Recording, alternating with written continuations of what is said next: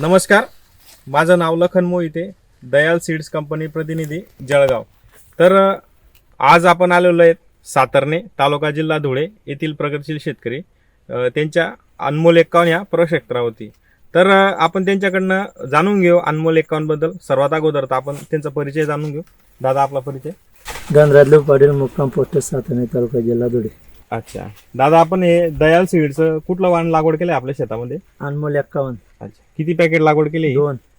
अच्छा, आणि किती तारखेला लागवड केली? 10 सप्टेंबर. हा, तर आज आपण आलोय, आजची तारीख आहे आपली 26 नोव्हेंबर. तर आज जर आपण काउंट केलं तर आज हा जो मका दिसतोय आपल्याला, हा आपला 76 दिवसाचा मका आज इथं पूर्ण झालेला आहे.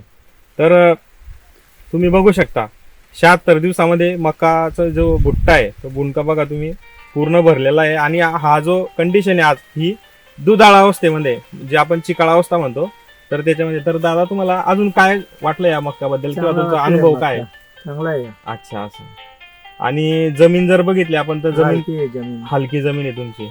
आणि तुम्ही आतापर्यंत किती खताचे डोस टाकले? 19 दिले. अच्छा, तुम्ही खताचा वापर केलेला नाही, फक्त 3-19 तुम्ही ड्रिप मधून सोडलंय.